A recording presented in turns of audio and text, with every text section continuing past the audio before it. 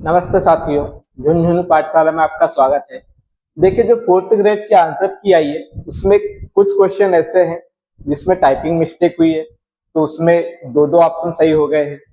उसी के अनुसार और भी कुछ प्रश्न है जिसमें दो ऑप्शन बिल्कुल सही है। ठीक है, जो आयोग ने माना है एक, और जो दूसरा आपने लगाया होगा वो भी सही है। तब आप देख लेना इसमें कि किस शिफ्ट का कौन सा क्वेश्चन है। यहाँ मुझे ये नहीं पता है कि ये कौन से शिफ्ट का है, लेकिन मैं आपको यहाँ पे प्रमाण के साथ बताऊंगा कि इसका आंसर है, दोनों आंसर सही है। तो ये आप आपत्ति लगा के क्वेश्चन डिलीट करवा सकते हो। तो आप देख लीजिए कि आपके लिए आपकी शिफ्ट का कोई प्रश्न हो तो। ठीक है, चलिए, जो पहला प्रश्न है हमारे पास दुशासन वाला है, इसका संधि विच्छेद पूछा है। इसका आंसर आयोग ने माना है दुह और शासन। ठीक है, वैसे दुह होता नहीं है, लेकिन ये हिंदी में चलते आ रहा है तो इसको सही मानते हैं हम। लेकिन अभी तक क्या होता था कि ये दूस वाला ऑप्शन में नहीं होता था, इसलिए इसको सही मान लिया जाता था। अब ये दूस वाला आ गया है तो ये भी बिल्कुल सही है। अगर आप उपसर्ग की बात करते हो तब क्या करोगे, आप दू निकालोगे या कि दुस निकालोगे? दुस निकालते हो। तो बहुत से लोग कहते हैं कि संधि में दुह करना है और उपसर्ग में दुस करना है, तो ये ऐसा परिवर्तन क्यों? सभी उपसर्ग के साथ तो ऐसा नहीं होता है। और संस्कृत के जो 22 उपसर्ग है वो जब आप संधि में देखते हो तो 22 उपसर्ग कौन से हैं, उसमें दुह आपको कहीं नहीं मिलेगा। ठीक है, संस्कृत में आपको दुह नहीं मिलने वाला है। और संधि आई कहां से? संस्कृत से आई है। तो जब दुह का कोई अर्थ ही नहीं है तो इसका इसके साथ इसका संधि विच्छेद जो हुआ है तो गलत हुआ है। क्योंकि देखिए, दुशासन का अर्थ क्या होता है? जिसपे शासन करना कठिन हो। तो दुष् का अर्थ होता है बुरा, कठिन। ठीक है, दुह का क्या अर्थ होता है? संस्कृत में आप देख लीजिए, शब्द को उसमें नहीं मिलेंगे आपको। तो ये तो चलते आ रहा है तो हम इसको सही मान लेते हैं, लेकिन आप ये बी वाले को गलत मान रहे हो तो इसलिए प्रश्न रद्द होना चाहिए। अगर किसी ने बी वाला ऑप्शन किया है तो इस प्रश्न को आपत्ति लगा सकता है। मैं आपको प्रमाण आगे दे दूंगा, अभी आपको प्रमाण दिखा दूंगा। ठीक है, तो आप आपत्ति लगा सकते हो। एक प्रश्न ये हो गया। दूसरा प्रश्न है, बुद्धि का पर्यायवाची नहीं पूछा है। तो मनीषा होता है बुद्धि का पर्यायवाची, प्रज्ञा भी होता है, यामिनी नहीं होता। ये किसका होता है? रात्रि का। और आयोग ने यही माना तो ये तो बिल्कुल सही है। लेकिन मेघा भी नहीं होता। मेघा किसका होता है? बादल का होता है। मेघ होता है बादल, उसमें आ प्रत्यय लगा के मेघा बन गया, और मेघा भी बादल का ही होता है। तो ये भी बुद्धि का पर्यायवाची नहीं। तो डी और सी दोनों होना चाहिए। अब कुछ लोग बोलेंगे टाइपिंग मिस्टेक हुई है, तो चेक करना चाहिए था आयोग ने, है ना, पेपर देने से पहले। इसी के चक्कर में लोग क्या कर रहे हैं, कोई ई लगा के आ गया। बहुत से लोग को ये पता है कि मेघा तो बादल का होता है तो ये बुद्धि का नहीं है, तो सी लगा के आ गए। तो टाइपिंग मिस्टेक आपसे हुई है तो आपको प्रश्न को रद्द करना पड़ेगा। ये दोनों ही ऑप्शन बिल्कुल सही है इसमें। क्योंकि अगर ये होता मेधा, है ना, मेधा होता, तो मेधा होता है बुद्धि का पर्यायवाची, ना कि मेघा। तो यहाँ पे सी भी सही है आंसर इसका, और डी भी आंसर सही है। अगला प्रश्न हम देखेंगे। एक प्रश्न ये है, मुझे एक बच्चे ने भेजा था कि सर इसमें भी दो ऑप्शन गलत लग रहे हैं। तो ये बिल्कुल सही प्रश्न है ना। अशुद्ध वाक्य पूछा है तो ये भी बिल्कुल शुद्ध वाक्य है। मेरे को दिल्ली जाना ये अशुद्ध है, मुझे दिल्ली जाना ये होता। और आयोग ने भी यही आंसर माना, बिल्कुल सही है। कुछ लोगों को ये लग रहा है कि वह सचमुच बीमार है, तो ये वाक्य गलत है। तो ये वाक्य बिल्कुल सही है। अगर यहाँ पे मैं लगा देते तो फिर ये वाक्य गलत हो जाता, है ना। देखिए, सचमुच बिल्कुल सही लिखा हुआ है। अगर ये ऐसा, या तो आप ऐसे लिख दो या फिर सच में, है ना, सचमुच या सच में, तो दोनों ही वाक्य कैसे हैं? सही है। तो ये गलत नहीं है, ये क्वेश्चन बिल्कुल सही, इस पे आपत्ति लगाने की जरूरत नहीं। अगला प्रश्न देखिएगा। देव और ईश वाला बिल्कुल सही है, देवेश। अगर देवी और ईश होता तो देवीश हो जाता हो। इसके आगे ये वाला प्रश्न, इस पे भी आपत्ति लगेंगी। ये प्रश्न है, विदेशज शब्द पूछा है, तो तेंदुआ विदेशी नहीं है, ये देशज है। पगड़ी भी देशज है। ठीक है, इंजन क्या है? विदेशी शब्द। तो यही माना आयोग ने, तो बिल्कुल सही है। लेकिन चिड़िया, चिड़िया किसका है? डच भाषा का है, तो ये भी विदेशी हुआ। तो इसमें भी सी और डी ऑप्शन दोनों सही है। ये भी प्रश्न रद्द होना चाहिए। इसका भी प्रमाण मैं आपको आगे बता दूंगा। एक प्रश्न है उच्चारण वाला, उसमें उत और चारण दे दिया है और यही आंसर माना है, तो ये भी ठीक है। उसमें उद भी दे दिया है अभी तक जो प्रश्न आते थे परीक्षा में उच्चारण का जैसे आया भी, तो उसमें ऊत आता था तो ऊद ऑप्शन में नहीं होता था, इसके जगह ऑप्शन में पूरा द होता था, जो कि गलत है। लेकिन ये बिल्कुल सही है, उच्च से ज्यादा सही क्या है, उद है। कि संस्कृत के 22 उपसर्ग में आपको उद मिलेगा, उत नहीं मिलेगा। ये हिंदी में चलने लगा। संधि का संबंध किससे होता है, संस्कृत से, तो यहाँ पे क्या है, उद है। ये दोनों ही ऑप्शन यहाँ पे सही हो जाते हैं हिंदी के अनुसार, और हिंदी में भी उद माना गया है। कांता प्रसाद गुरु, वासुदेव नंदन प्रसाद, ये उत्तर उद दोनों को ही मानते हैं, तो आप उद वाले ऑप्शन को गलत नहीं मान सकते। आपने ये ऑप्शन में देना नहीं था, दे दिए है, तो फिर ये दोनों ही आंसर सही होना चाहिए। तो ये भी प्रश्न क्या होगा, रद्द होगा। आगे प्रश्न रखा है, आपको आगे बता दूंगा। एक प्रश्न इसमें दिक्कत आ रही है कि उन किसी को लग रहा है कि जो लालटेन है वो पुर्तगाली शब्द लग रहा है, लेकिन ये पुर्तगाली नहीं है, ये अंग्रेजी शब्द है। और प्रामाणिक किताबों में भी ये अंग्रेजी ही माना गया है, तो इस पे कोई आपत्ति नहीं लगेगी। ये देखिए, कक्षा 9वीं से 12वीं की व्याकरण की बुक है, राजस्थान की है ना, राजस्थान गवर्नमेंट की किताब है, जो कि प्रामाणिक है। 2018 वाला संस्करण है, 2016 वाला नहीं है। उसमें आपको गलतियां मिल जाएगी, इसमें भी कुछ गलतियां है। देखिए, इसमें आप देखोगे पेज नंबर 7 पे,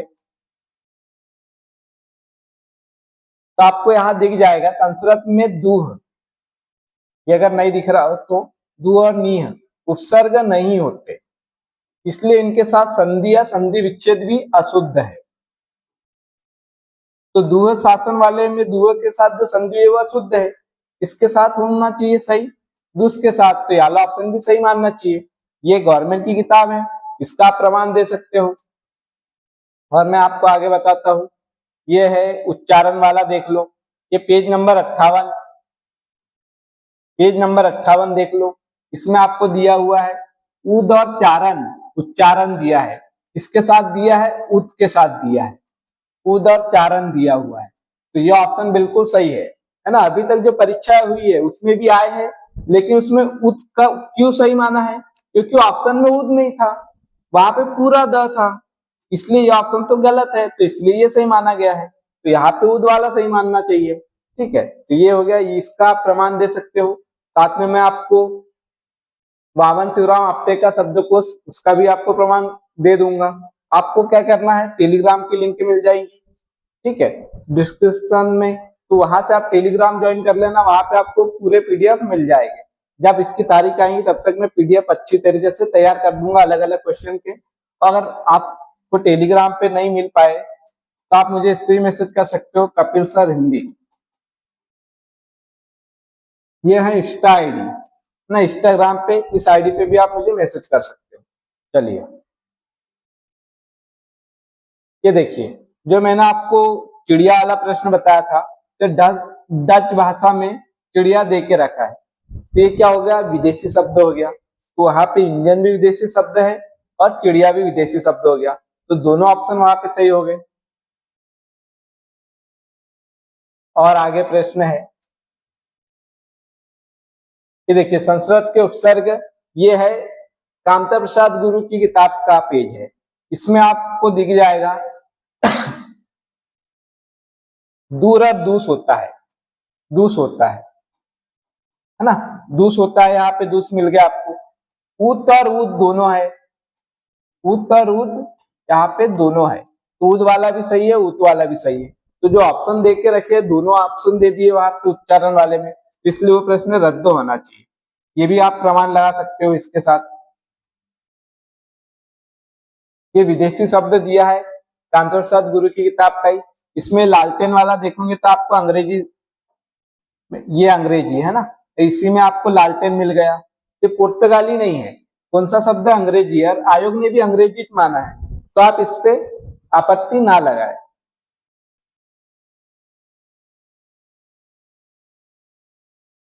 एक प्रश्न जिसमें कि ज्योतिषना गलत लिखा हुआ है ना, इसमें चांदनी वाला प्रश्न मैं आपको बता दूंगा, ज्योतिषना इस प्रकार से लिखा होता है,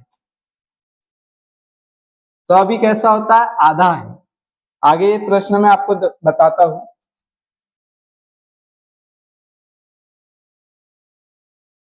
ये देखिए,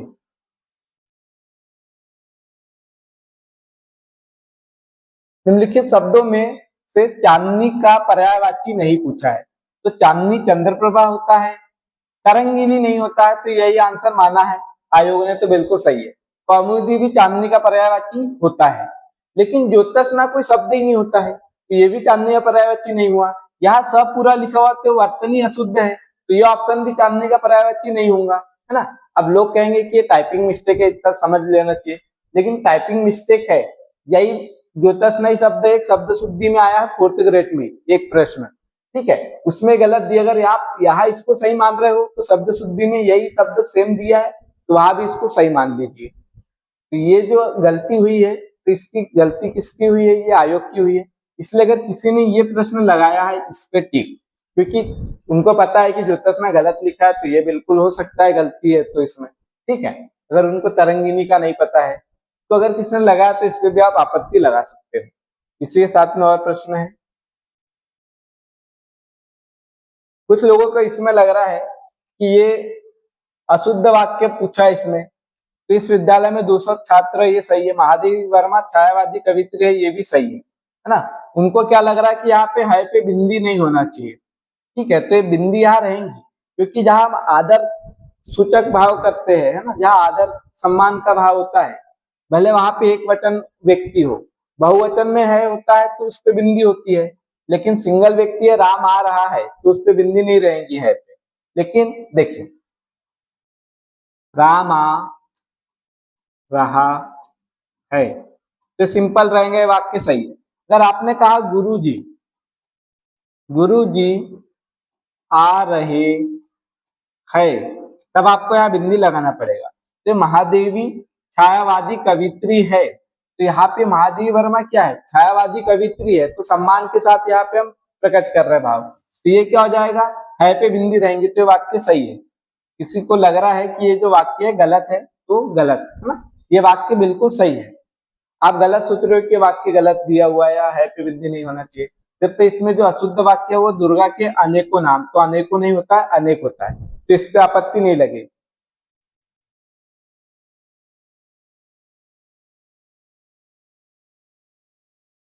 ये है यहाँ पे उच्चारण वाला ये प्रश्न, इस पे आपत्ति लगेगी। उच्चारण शब्द का संधि विच्छेद, उद और चारण, उ और चारण, उच्चारण और उत और चारण, तो आयोग ने उत वाला माना है, और जिन लोगों ने उद लगाया है तो उद वाला सही है, मैं प्रमाण दे दूंगा, तो आप इस पे आपत्ति लगा सकते हो, ये प्रश्न भी आपका सही हो जाएगा, ठीक है। और देखते हैं शायद हो कोई प्रश्न, नहीं है ना। ये किताबें हैं, इनके आधार पर आप आपत्ति लगा सकते हो, प्रामाणिक किताबें हैं। कामता प्रसाद गुरु है, वासुदेव नंदन प्रसाद है, ये नवीन हिंदी व्याकरण है, ये शब्दकोश है वामन शिवराम आप्टे का, ये नवीन हिंदी व्याकरण है, जो कि प्रामाणिक किताब है ना। सभी परीक्षाओं, प्रतियोगी परीक्षाओं के लिए प्रामाणिक पुस्तक, गवर्नमेंट की किताब है, इससे आप प्रमाण लगा सकते हो। इसके पीडीएफ में तैयार कर दूंगा, अगर किसी को लगाना है आपत्ति तो ठीक है, या तो आप मुझे इंस्टाग्राम पे मैसेज कर सकते हो या फिर टेलीग्राम चैनल पे जुड़ जाइए, वहां आपको पीडीएफ मिल जाएगी। धन्यवाद।